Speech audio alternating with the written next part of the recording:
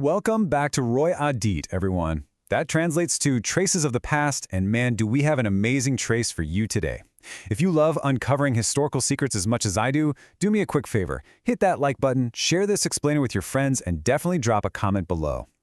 All right, so for today, I want you to put on your archaeologist's hat and come with me on a really incredible journey. We're going to uncover a completely hidden world. We're exploring a marvel that honestly rivals the Great Pyramids of Giza. But as we're about to see, what's sitting out there in the jungle, it's not just a temple. It's the beating heart of an absolute powerhouse of a forgotten empire. Okay, let's dive into this. So, for over a century, we've kind of just pictured Angkor Wat as this isolated, mystical stone monument completely swallowed up by a dense, totally unyielding jungle. But you know what? That is a complete myth. During its absolute peak, the metropolis surrounding Angkor Wat supported an estimated population of right around 1 million people. 1 million! To put that massive scale into perspective for you, London during that exact same era, it had a population of maybe tens of thousands. We are talking about the absolute largest and most complex pre-industrial city in the entire world, sitting right there in Southeast Asia. So, you might be wondering, right, how did we finally discover the actual scale of this city after hundreds of years in the dark? Well, the answer is LiDAR. LiDAR is this mind-blowing ground-scanning laser technology. Honestly, it's like a magic lens for modern archaeologists. For generations, the crazy dense jungle canopy just completely hid the true extent of this civilization. But recently, researchers flew LiDAR equipment over the area, and they literally shot millions of laser pulses down through the leaves to map the hidden ground underneath. It instantly peeled back centuries of thick overgrowth. I mean, it completely revolutionized our understanding of the whole site overnight. And the number 1,000 is exactly what those lasers revealed. Specifically, over 1,000 square kilometers of a highly organized, heavily engineered urban landscape. Underneath all those trees, the lasers uncovered this absolutely incredible network. We're talking intersecting roads, huge neighborhoods, and canals, all laid out like a giant, meticulously planned chessboard. So this wasn't just, a random scattering of villages in the forest. No way. It was a massively successful, highly structured, urban society. But setting up a metropolis of this unprecedented scale brings us to a massive, almost impossible engineering dilemma. Think about this. How do you put 10 million tons of heavy sandstone on swampy, muddy jungle terrain without the entire monument just sinking straight into the earth? I mean, if you just stack heavy stones on a tropical swamp, the whole structure is inevitably going to buckle, crack, and collapse in a matter of just a few short years. Put yourself directly into the minds of those ancient Khmer builders for a second. How on earth do you solve a foundational problem of that magnitude?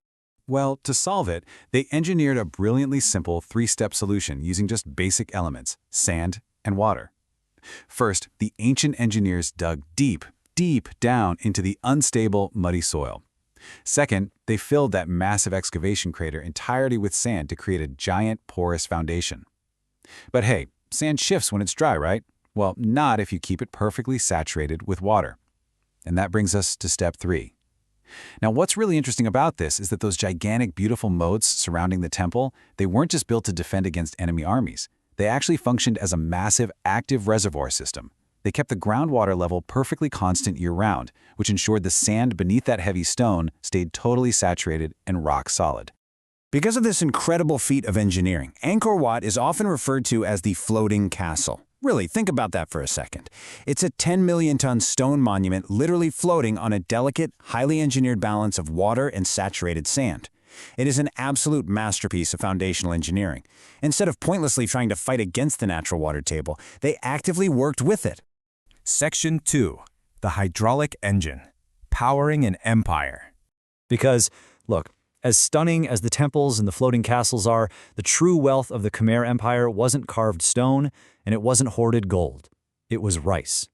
And to grow enough rice to feed 1 million hungry citizens, you need an unimaginable, constant supply of water.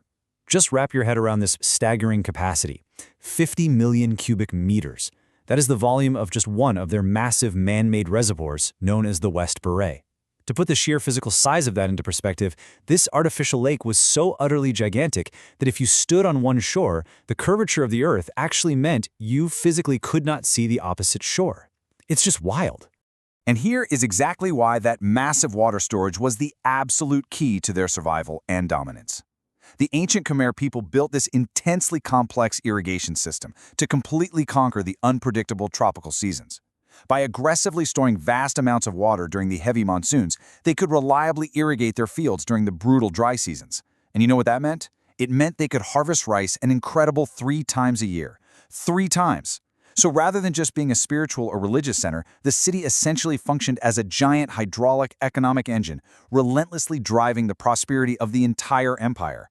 But their mastery wasn't just over the earth and the water below. It extended all the way up to the stars above. Angkor Wat also functioned as the ultimate astronomical clock. These builders possessed profound, highly accurate astronomical knowledge. Check this out. On the exact day of the Spring Equinox, when day and night are perfectly equal in length, the architecture is mathematically designed so that the very first light of the rising sun aligns perfectly with the tip of the central peak. It's this awe-inspiring climax of engineering meant to symbolize Mount Meru, the center of the universe, perfectly connecting the human world to the heavens.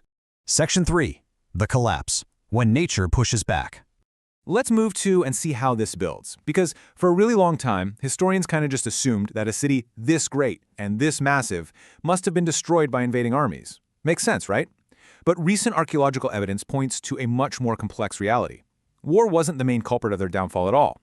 The overwhelming scientific consensus now points to dramatic, violent climate shifts. The empire started experiencing decades of severe, extreme droughts, which were then followed immediately by massive, catastrophic floods. The extreme droughts starved their crops and, this is crucial, lowered the groundwater. That threatened to dry out and collapse that vital sand foundation beneath the temples we talked about earlier. Then, the extreme monsoons would return with a total vengeance, creating huge floods that completely overwhelmed and physically tore apart their intricately balanced grid of canals and reservoirs. Basically, the brilliant irrigation system that built their empire slowly turned into a self-destructing trap. So the crucial point is, the tragic collapse of Angkor Wat leaves us with a profound, timeless lesson. We can brilliantly engineer our way around nature, we can build massive floating stone castles and giant hydraulic engines, but we absolutely cannot ignore its balance forever. When the climate drastically shifted, up to 1 million people ultimately had to abandon the greatest metropolis on Earth simply because the very system that sustained them was pushed way past its breaking point. And that, my friends, is the true, awe-inspiring trace of the past left behind by Angkor Wat. If you enjoyed peeling back the jungle canopy with us today on this explainer, please hit that subscribe button, turn on the notification bell, and drop a comment below. I really want to know what you think was the most impressive part of their engineering. Thank you so much for hanging out with me on the Royade channel. Make sure to tune in next time as we kick off our brand new series, Bukonplik Paratsa Sart, or People Who Changed History. Can our modern cities survive the exact same climate challenges that took down Angkor Wat? Think about that, and I'll see you in the next one.